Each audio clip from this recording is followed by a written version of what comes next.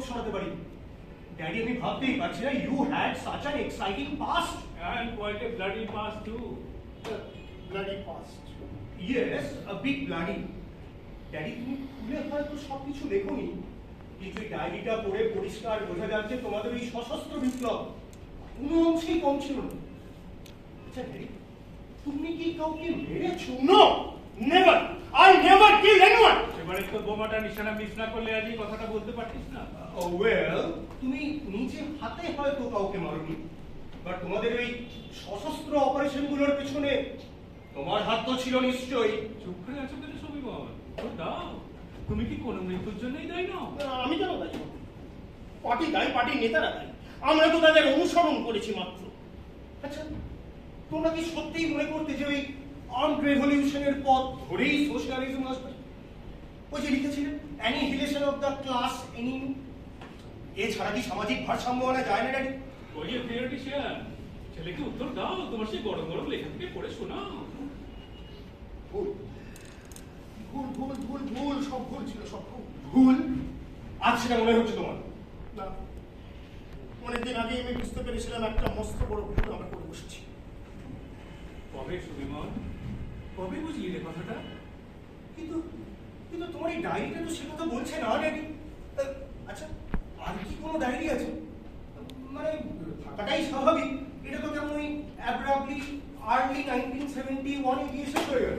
সে কি রে, আরো ডায়েরি আছে নাকি? এই যদি বলো না, আর কোনো ডায়েরি নেই সোমু, আর কোনো ডায়েরি নেই। তা হয় না daddy, there must have been some conclusion, the end.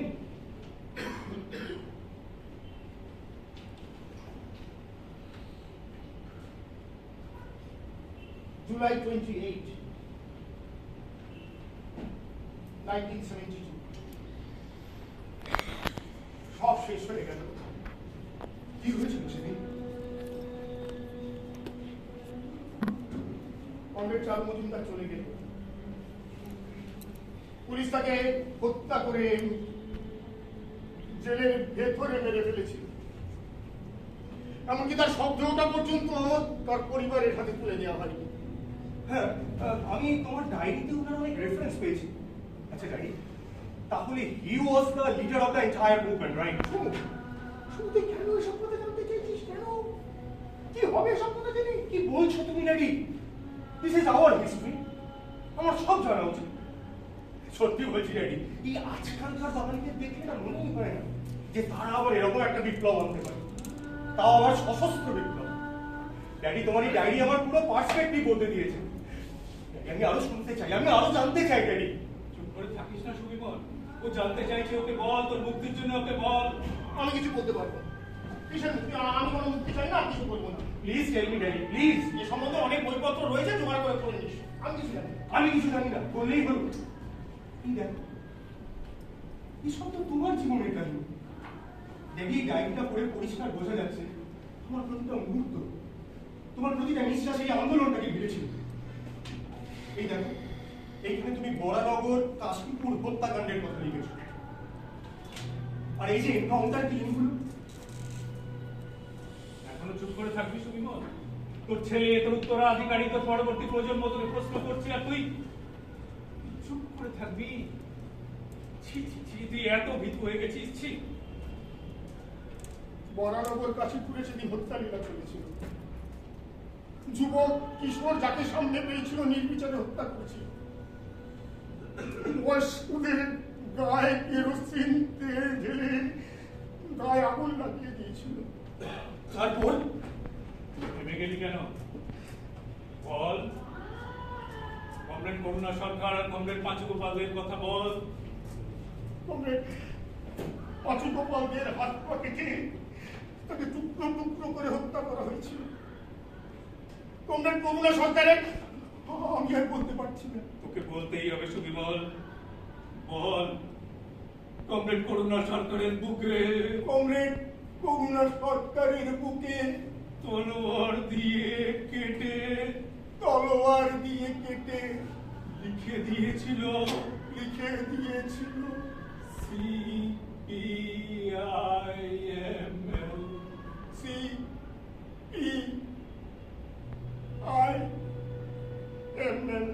This is a an outright violation of human rights, Daddy.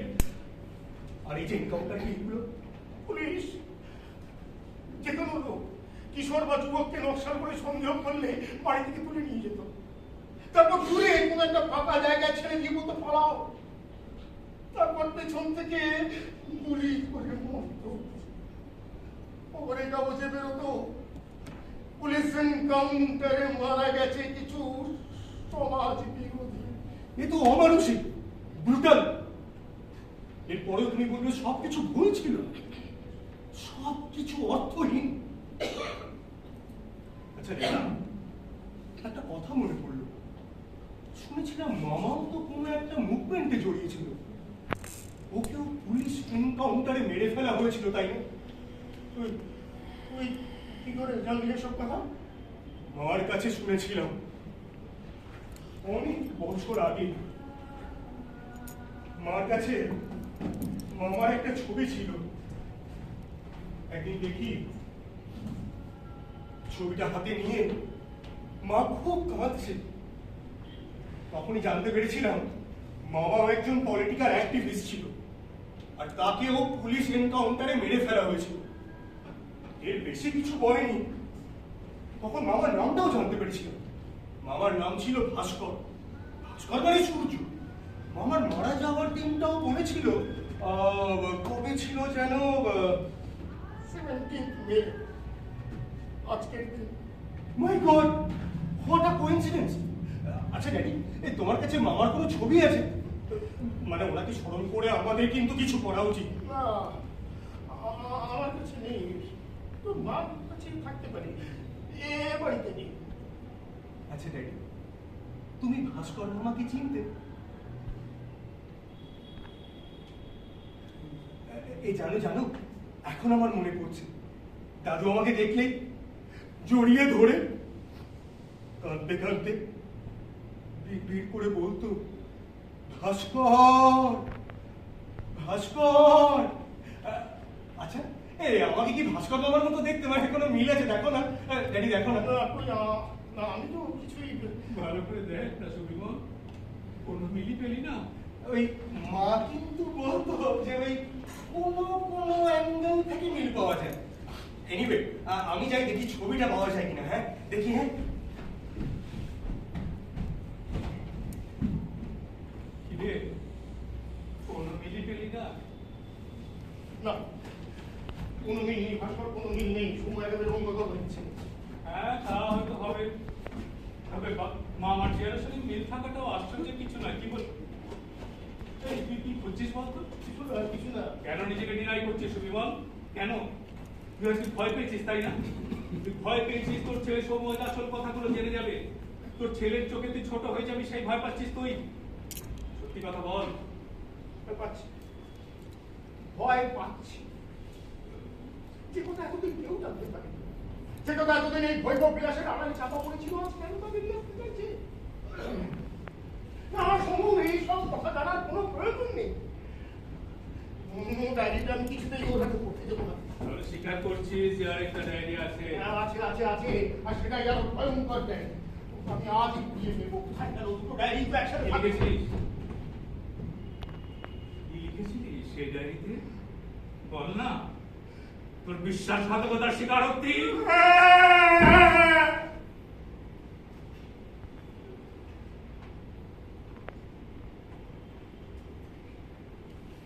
Police লোকাবে তোকে খুব অত্যাচার করেছিল না রে? খুব কষ্ট, খুব যন্ত্রণা পেয়েছিলি?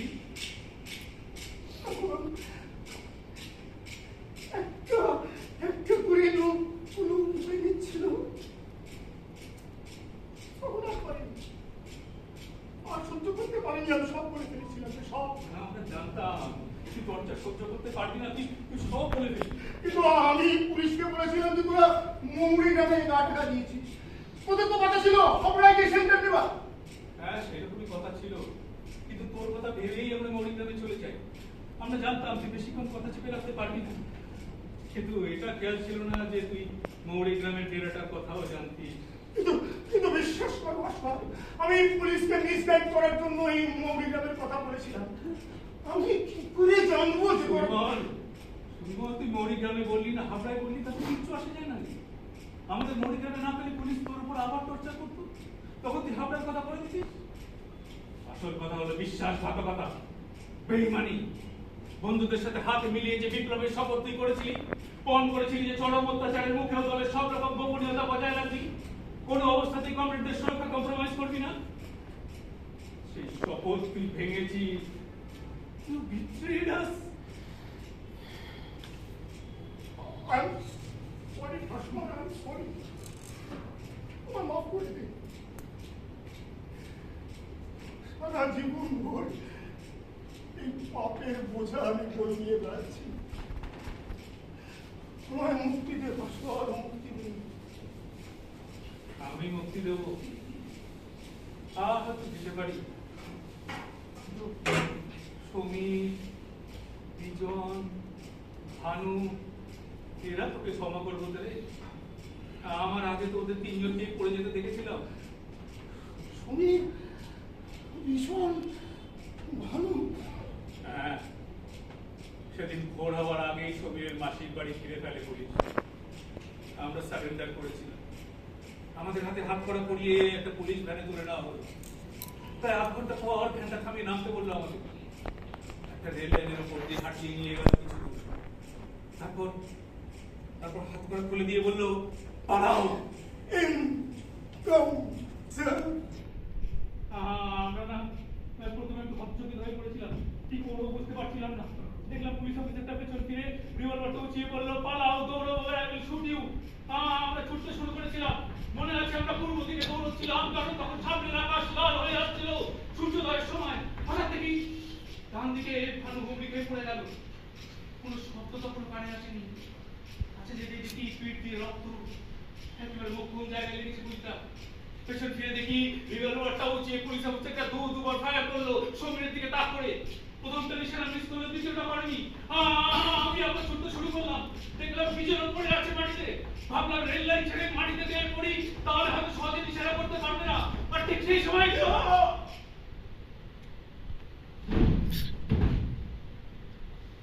গুলি কে যেন প্রচন্ড ধাক্কা দিয়ে মাটিতে ফেলে দিল।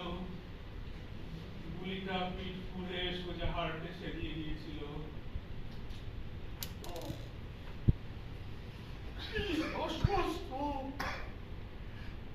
আমি আর শুনতে পাচ্ছি না, আর সহ্য করতে পারছি না। প্লিজ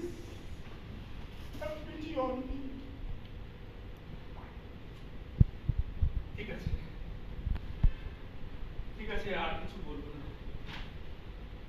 কিন্তু তুই একটা কথা বলতো, তুই আমাদের কথা ফাঁস করে দিলেও পুলিশ কি করে এত সহজে ছেড়ে দিল? হ্যাঁ, তোর নামে যথেষ্ট অভিযোগ তো ছিল। কোনো জেলটাম নয়, কোনো সাজা নয়, একেবারে বেকসুর খালাস। হ্যাঁ, আমাদের জীবন এত মূল্যবান ছিল বলতে জানতাম না। ভাস্কর, তুই কি আমাকে আজ একেবারে শেষ করে দিবি? আমার শেষ লজ্জাটুকু চেপে রাখতে দিবি না? এত কথাই যখন বললো, আর একটু পরিবার বাকি থাকে কেন? বল, পুলিশ কেন সহজে ছেড়ে দিল বল? বাবা,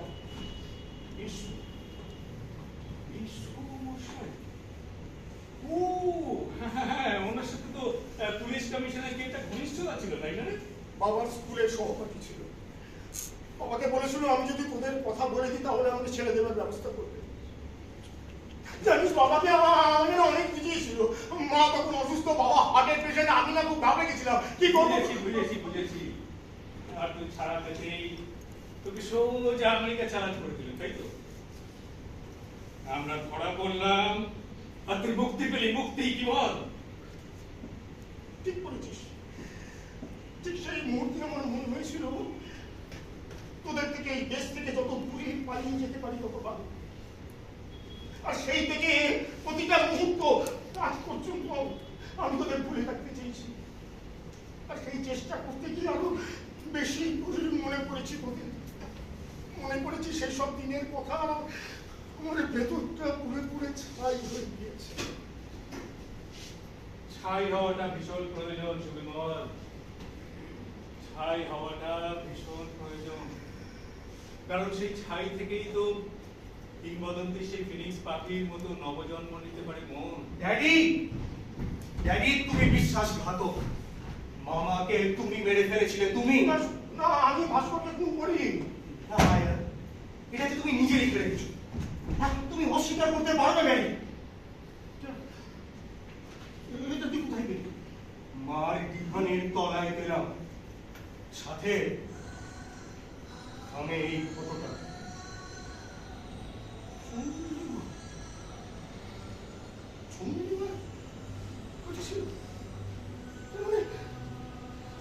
মানে চন্দ্রিমা সব জানে? কি হবে ভাস্কর? চন্দ্রিমা সব জানে? অফকোর্স মা সব জানে। আমি তো ভাবতেই পারছি না নিজের ভাইয়ের খুনির সাথে মা এতগুলো বছর কি করে কাটালো। না, না, শোনো না, ভাস্করকে আমি খুন করিনি। তুই বিশ্বাস কর, পুলিশ মেরেছিল ফলস এনকাউন্টারে। এই দেখ, আমি এখানে লিখে রেখেছি, দেখ। চুপ করো ড্যাডি, চুপ করো। রিভলভারটা কে চালিয়েছিল সেটা বড় কথা না।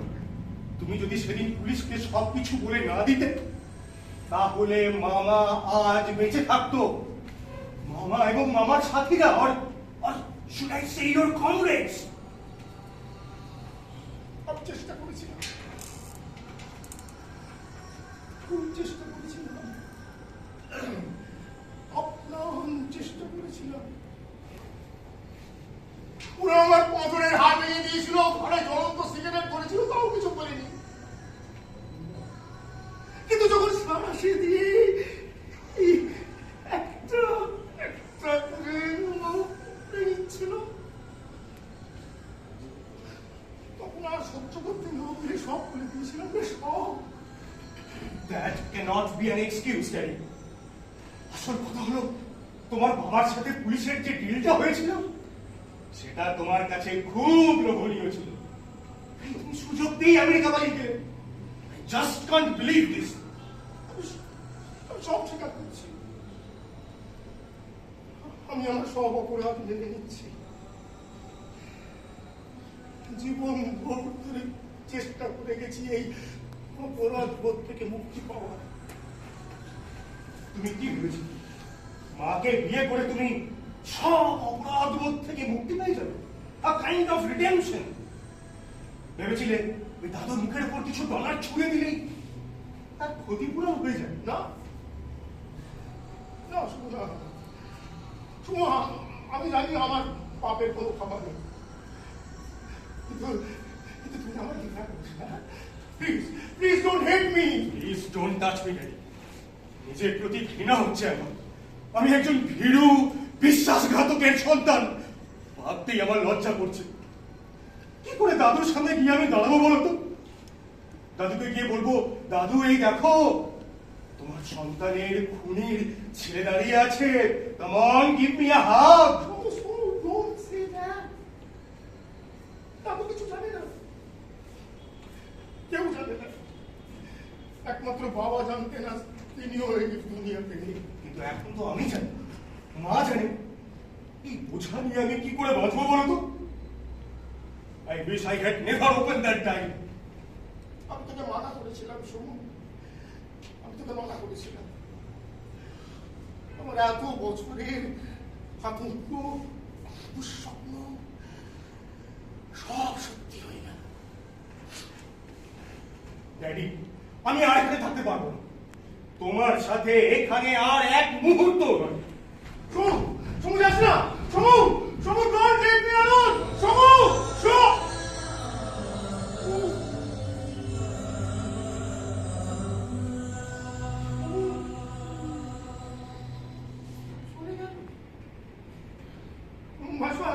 ভাস্কর সমু চলে গেল।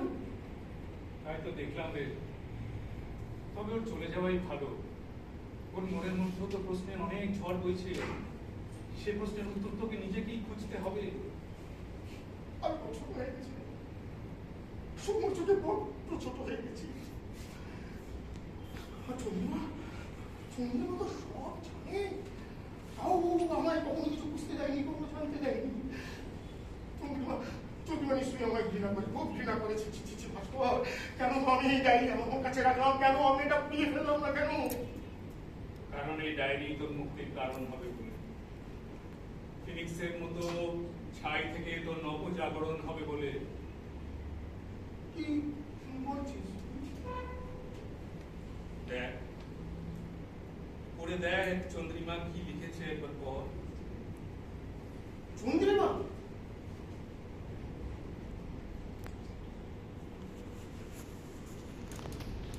সুবিমল, যখন এই ডায়েরিটা আমার হাতে এলো তখন তুমি বিজনেস ট্রিপে গিয়েছিলে জার্মানি। এই বেসমেন্টটা গোছাতে গিয়ে হঠাৎই হাতে চলে এলো ডায়েরিটা, আর খুলতেই চোখে পড়েছিল দাদার নাম। তাই পরপর লোকটা সামলাতে পারিনি, কিন্তু না পড়লেই বোধহয় ভালো হতো। পর তিনটে রাত আমি ঘুমোতে পারিনি। দাদার ছবিটা হাতে ধরে অবিরল কেবল কেঁদে গিয়েছি।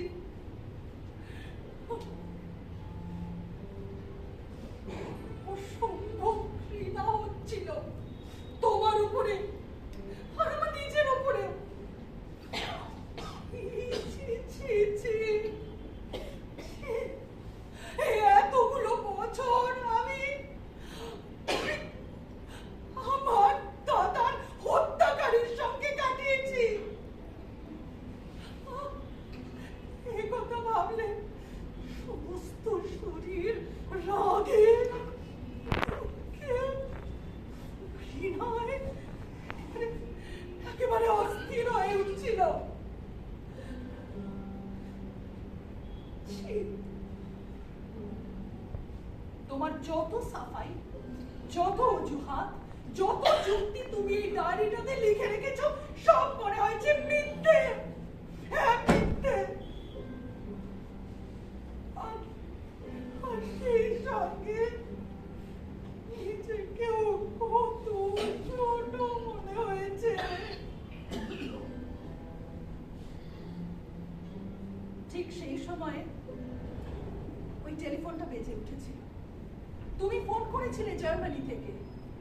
বার্লিনের ভগ্ন প্রাচীর দেখে তুমি তখন ভীষণ উত্তেজিত হয়ে ফোন করেছিলে, আর সেই দিন বহু বছর বাদে তুমি দাদার নাম নিয়েছিলে। তুমি বলেছিলে আজ যদি ভাস্করকে তুমি এই ভাঙা প্রাচীর দেখাতে পারতে তাহলে তাকে ধরে তুমি বলতে, দেখ দেখ ভাস্কর, চেয়ে দেখ কিসের জন্য তোরা প্রাণ দিয়ে দিলি সেটা একবার দেখ। সব তো ভেঙে গুড়িয়ে দিয়েছে মানুষ। ওইসব কমিউনিজম কিচ্ছু নয় রে, কিচ্ছু নয়। মানুষের অহংকারের প্রাচীনটা যতদিন না ভেঙে চুরমার হয়ে যাচ্ছে ততদিন ওই শ্রেণীহীন সমাজ সম্ভব নয় রে, সম্ভব নয়। বৃথাই তোরা প্রাণ দিলি ভাস্কর। আমি স্পষ্ট শুনতে পাচ্ছিলাম, কান্নায় তোমার গলা বন্ধ হয়ে আসছিল।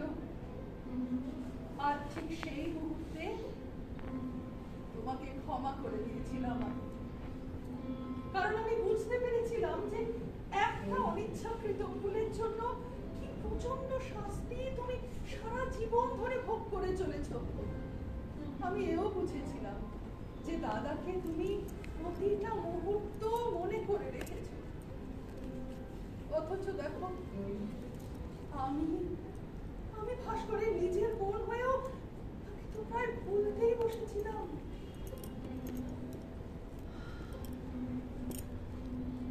আজ আর তোমার প্রতি আমার কোনো অভিযোগ নেই সুবিমল। যে অন্যায় তুমি করেছিলে তার শাস্তিও তুমি নিজেকে প্রতিনিয়ত দিয়ে চলেছ। আমার আর নতুন করে কোনো শাস্তি দেবার অধিকারও নেই, ইচ্ছেও নেই। শুধু এই ডায়েরিটাতে আমি লিখে রেখে গেলাম আমার জবানবন্দি। যদি কোনোদিন তোমার হাতে পড়ে এই ডায়েরি, আর সেদিন যদি আমি কাছে নাও থাকি, তবু তুমি তো তোমার মনকে একটু সান্ত্বনা দিতে পারবে, কেমন?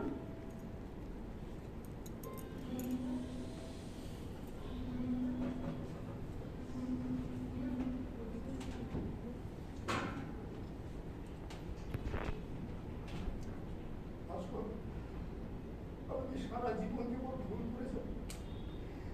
কেন আমি চন্দ্রিমাকে আগে বললাম না কেন?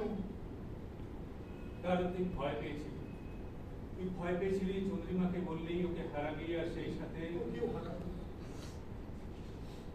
চন্দ্রিমা ঠিকই বলেছে, আমি বোধহয় তোকে কাছে পাওয়ার জন্য চন্দ্রিমাকে বিয়ে করেছিলাম, যাতে তোকে কোনোদিনও ভুলতে না পারি। ভাস্করের প্রতিফলন দেখতে চেয়েছিলাম চন্দ্রিমার সুখের মধ্যে। আর সেই জন্যে আমিও তো তোকে কোনোদিন ছেড়ে যেতে পারিনি রে। তবে আর বোধহয় তোর আমাকে প্রয়োজন হবে না। কি বলছিস তুই? একবার পেছন ফিরে তাকিয়ে দেখ, তাহলেই বুঝতে পারবি। শোনো, শোনো, শোনো, তুই সত্যি আমার ছেড়ে চলে যাবি। শোনো, শোনো, শোনো, আমি জানি তুই আমাকে খুব ঘৃণা করিস, তার জন্য আমি কিছু মনে করবো না। তুই আমায় যা শাস্তি দিতে চাস দিতে পারিস, আমি কিছু বলবো না, কিন্তু তুই আমার ছেড়ে যাস না। Please don't leave me.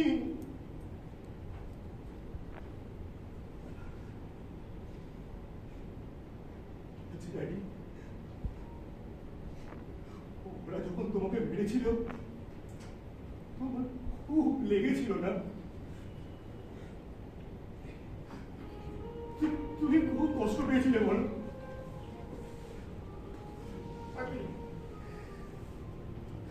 খুব খুব কষ্ট হচ্ছিল,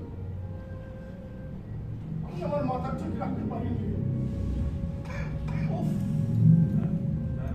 কি ভীষণ ভুল করেছি রে, কি ভীষণ ভুল। না ড্যাডি, তুমি প্লিজ এরকম করে বলো না, আমারই ভুল। ওই রকম পাশবিক অত্যাচারের সামনে কে এবার নিজের মাথা ঠিক রাখতে পারে বলো? তোমার কোনো দোষ ছিল না ড্যাডি। তুই বলছিস আমার কোনো দোষ নেই? না daddy, it's not your fault. জন্তুগুলো জোর করে তোমাকে দিয়ে বলে দিয়েছে যে কেউ, even the toughest of man ওই অত্যাচারের সামনে ভেঙে পড়তো। আমি শিওর ভাস্কর মামা ওই জায়গায় থাকলে ওই একই কাজ করতো। তোমার কোনো দোষ ছিল না ড্যাডি, আই এম সরি। কি করে বলছিস এই কথা?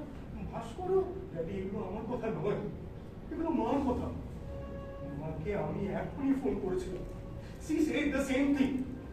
I am sorry daddy, I am sorry. Bhaskar সঙ্গে বলো তাকে সত্যি, তুই যদি ভেঙে পড়তিস ওদের অত্যাচারে? হয়তো পড়তাম, সবারই তো সহ্যের সীমা থাকে, আমারও ছিল। ড্যাডি, আজ আমাকে একটা প্রমিস করবি? তুই বলতে যা বলবি আমি তো সব কথা শুনবো, তুই বল। ড্যাডি, তোমাকে সব কিছু নিয়ে লিখতে হবে। তোমার কথা, ভাস্কর মামার কথা, বাংলার সেই টালমাটাল দিনগুলোর কথা তোমাকে পুরো ওয়ার্ল্ডকে জানাতে হবে। যেসব যুবক যুবতী তাদের ওই আইডিওলজির স্বার্থে নিজেদের লাইফকে স্যাক্রিফাইস করেছে, তাদের কথাও তোমাকে পুরো ওয়ার্ল্ডকে জানতে হবে। কেন তুমি নিজেকে জাজ করছো? ওয়ার্ল্ড বিদা জাজ, তাদের ডিসাইড করতে দাও যে কে ঠিক ছিল আর কে ভুল।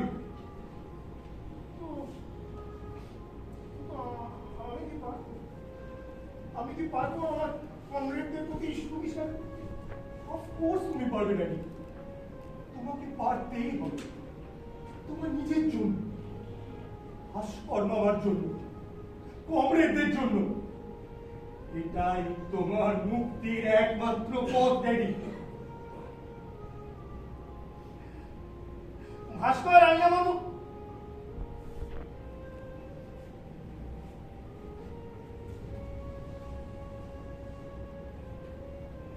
ভাস্কর, ভাস্কর, আমি লিখবো তোদের কথা, লিখবো আমার কথা।